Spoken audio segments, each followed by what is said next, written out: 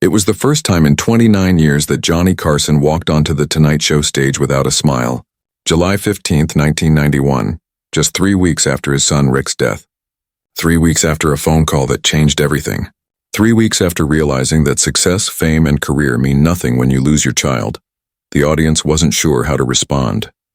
Should they applaud? Stay silent? Give him space? They chose a soft, respectful applause. The kind you hear at a memorial, not on live television. Johnny sat at his desk. No opening joke. No clever remark. Just silence. He looked at the audience, then at the camera, as if he'd forgotten how to act like the host everyone knew. "I'm not going to do jokes tonight," he said quietly. "I just need to talk about my son." For the next 12 minutes, the king of late night stopped being a performer and became a father. A grieving, heartbroken father trying to find a way forward. He spoke about Rick, about being a father who was often absent, about regret, loss, and the emptiness of achievement when someone you love is gone. Then for the first time, Johnny Carson, the man known for his composure, broke down in tears. In that moment, 30 million people watching from their homes cried with him. Because Johnny wasn't just a television icon anymore, he was human, vulnerable, honest, real. And in that raw honesty, he gave others permission to grieve openly. To understand that mourning doesn't have a deadline, that sometimes all you can do is show up and admit how much it hurts. June 21st, 1991, 1:25 a.m. The phone rang in Johnny Carson's Malibu home. No one calls at that hour with good news. His middle son, Rick Carson, had been driving along Highway 108 in the Sierra Nevada mountains after finishing a photography assignment. The road was steep, narrow, and dangerous. His car veered off the highway, tumbling down an embankment. It rolled several times. Rick was 39 years old. He didn't survive. Rick Carson was one of Johnny's 3 sons from his first marriage to Jody Wolcott, the marriage that ended in 1963. When Johnny's career was just taking off, Johnny often admitted, though not publicly, that he hadn't been the best father. His career always came first, the long nights, the endless travel, the constant pressure to stay on top. It didn't leave much space for family. Rick grew up mostly without him, watching his father more often on television than in person. Rick saw his father more on television than in real life. He carried a well-known last name but had little connection with the man behind it. As an adult, Rick chose photography. He was talented, quiet, and lived a modest life away from the glare of his father's fame. They weren't estranged, just distant, the kind of distance that forms when years pass with too many missed chances and too few conversations. Johnny often told himself there would be time later, time to rebuild, to reconnect, to become the father he hadn't been when Rick was young. But on June 21st, 1991, that time ended. The Tonight Show immediately went dark. Guest hosts filled in, and the official statement was brief. Johnny is taking time for personal reasons. But in an industry where rumors move fast, everyone soon knew the truth. Johnny Carson's son had died. Quietly, people across studios and green rooms whispered the details. The king of late night, who had made America laugh for nearly 3 decades, was facing a loss that no amount of fame could shield him from. Those 3 weeks away from the show became the longest break of Johnny's career. Not during contract disputes, not even during his clashes with NBC, had he ever stayed off the air that long. The show had always gone on, until now. Friends who called said Johnny was devastated. Not simply sad or grieving, utterly broken. He sat alone in his Malibu home, unable to process his loss and consumed by something heavier than grief. Guilt. He asked himself one question over and over. Was I a good father? Deep down, he already knew the answer. But knowing and accepting it are 2 very different things. He had missed most of Rick's childhood. The birthdays, the baseball games, the school events. He'd been too busy building a career, becoming a legend, entertaining millions. And now Rick was gone and there would never be another chance to make it right. That's the cruelty of loss. It doesn't only take the person, it takes every future moment with them. Every talk you thought you'd have, every apology you planned to make, every later you thought was guaranteed. For nearly 30 years, Johnny had been flawless on television, composed, in control, the professional who never let his private life show. But this was different. This wasn't something he could manage with timing or wit. After 3 weeks, Johnny decided to return. Not because the pain had faded, but because he knew if he waited until he felt ready, he might never come back at all. His producers were worried. "Johnny, take more time. Come back when you can do the show properly." But Johnny understood that there was no properly. His son was gone, and that wouldn't change. He could either stay home and hide or return and speak the truth. He chose honesty. Then he made a decision that stunned everyone. He was going to talk about Rick on air live before 30 million viewers.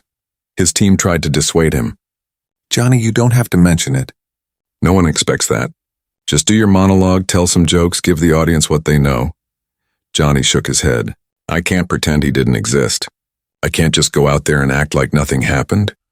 Everything's fine when my son is gone." "No, it's not." "Then don't tell jokes," they said. "But you don't have to mention it either. Your private life is your own." Johnny looked at them, his eyes heavy from 3 sleepless weeks. "I've spent 29 years keeping my private life private," he said.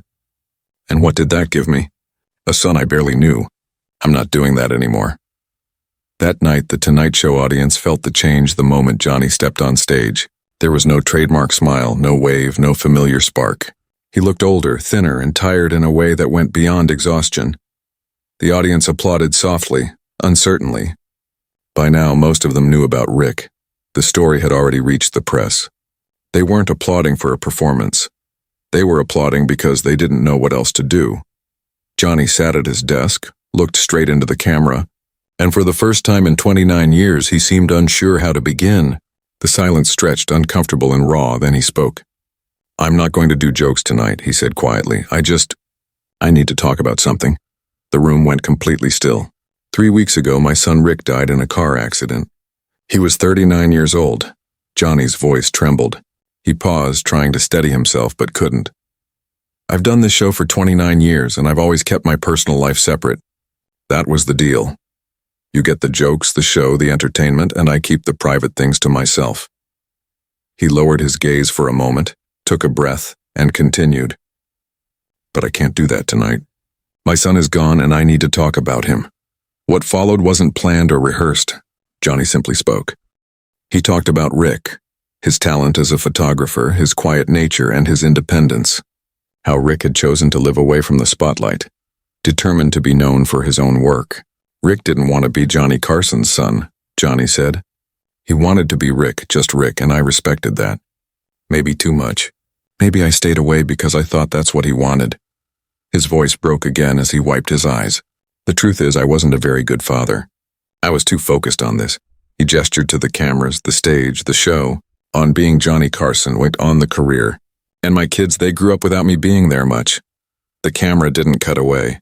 It stayed fixed on Johnny's face while the host, the legend, now just a man mourning on live television. "You tell yourself there'll be time later," he said. "Time to fix things, to have the conversations you avoided for years. And then one morning you get a phone call and realize there is no later. Time's up." The audience was in tears now, not just a few people, but nearly everyone. The crew, the camera operators, even Ed McMahon sitting at his desk was openly crying. "I don't even know why I'm telling you this," Johnny said, attempting a faint smile through the tears. "I guess because I've spent 29 years acting like I always had it together. But I don't. I'm just a man who lost his son and doesn't know how to deal with it." He looked straight into the camera. "If you have kids, hug them tonight. Don't wait. Don't assume there will be time later. Do it now." Right after that, the Tonight Show phone lines lit up. Thousands of calls came in, then tens of thousands. Viewers reached out to share their own stories of loss, to say they understood, or simply to thank Johnny for being real. Many said they were calling their children, their parents, or someone they'd been meaning to reconnect with but hadn't. That night, Johnny Carson did something no one expected. He gave people across America permission to face their grief, to acknowledge pain instead of hiding it. For nearly 30 years, Johnny had been the man who helped the nation laugh. That night, he helped the nation feel. After that broadcast, Johnny returned to work and continued hosting The Tonight Show for another year before retiring in 1992. But those close to him said he was never quite the same. The guilt over Rick never left him. The regrets, the missed chances, the conversations he'd never get to have. In retirement, Johnny became even more private. But friends noticed one meaningful change. He called his other two sons more often. He spent time with them, made an effort to stay connected, and tried in small ways to be present. It was too late for Rick, but maybe not too late for his brothers. What Johnny never said publicly was that Rick's death wasn't only a tragedy, it was a mirror. It forced him to confront the cost of success, the relationships he'd overlooked, the family time he'd sacrificed, the personal price of being the king of late night. He had everything most people dream of: fame, wealth, respect, and a permanent place in television history, but none of it mattered in the face of losing his son. All that success suddenly felt empty. Those 12 minutes on air weren't just about losing Rick. They were about every year Johnny couldn't get back. Every moment he missed, every failure as a father he finally faced. Johnny Carson passed away in 2005. At his funeral, his son Chris spoke about that night in July 1991. "My dad spent his whole career being perfect on TV," Chris said. "Never breaking, never showing weakness. But that night after Rick died, he wasn't perfect. He was just Dad. And that's the version of him I'll always remember. Not the host of The Tonight Show, but the father who finally let us see who he really was. Not as the show's host, but simply as a man who loved his son and wished he had done better." That 12-minute moment became one of the most replayed clips in Tonight Show history.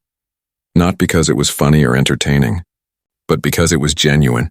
It proved that success doesn't shield you from pain, and fame doesn't make loss easier to bear. Even those who appear to have everything together are often quietly struggling. That night taught America something powerful. It's okay to not be okay.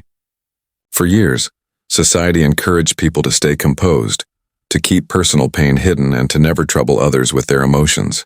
Johnny Carson had been the embodiment of that ideal. Always polished, always professional. But that night he broke that image. He showed that true strength sometimes means admitting you're hurting, that being vulnerable isn't weakness, it's courage. In the weeks following Johnny's broadcast, grief counselors saw a significant rise in people seeking help. Fathers reached out to their sons. Adult children called their parents. Viewers said Johnny's honesty gave them permission to face their own pain, to stop pretending everything was fine, and to simply be human again. If Johnny could have spoken to Rick one more time, he probably would have said what he confessed on air: "I'm sorry. I wasn't there enough.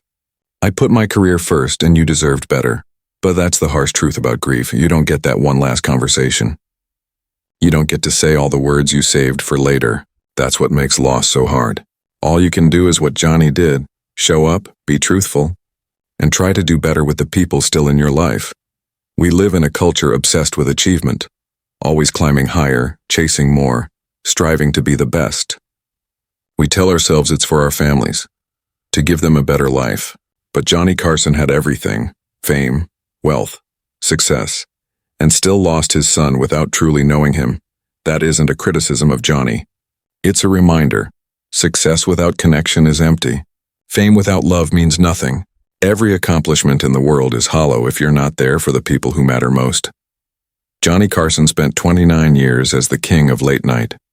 But on July 15, 1991, he stopped being a king and became something greater: a father who loved his son and wished he had shown it more. At the end of that 12-minute monologue, Johnny looked into the camera one last time. "I don't know why I shared all this," he said, wiping his eyes. "Maybe I just needed to admit it, that I wasn't good enough, that I failed." He paused before adding, "If you're thinking about calling someone you love, do it now. Don't wait. You don't know how much time you have." 30 million people were watching, and in homes across the country, phones began to ring. That became Johnny Carson's true legacy. Not the 4,531 episodes, not the unforgettable interviews, but those 12 minutes when he stopped performing and chose to be human. 12 minutes when he admitted his pain, and by doing so, helped an entire nation heal. If this story touched you, take a moment right now. Call someone you care about. Tell them what they mean to you. Don't wait for later. Johnny Carson learned the hard way that later doesn't always come. Subscribe for more stories that explore the human moments behind the legends. Turn on notifications and share this with someone who needs the reminder that it's okay to not be okay, that grief and regret are real, and that the bravest thing we can do is show up and be honest about them. Because, in the end, we're all trying to do better, to love better, and to be present before it's too late. Johnny couldn't save Rick, but through his pain, he reminded millions what truly matters. Don't wait. Call them now.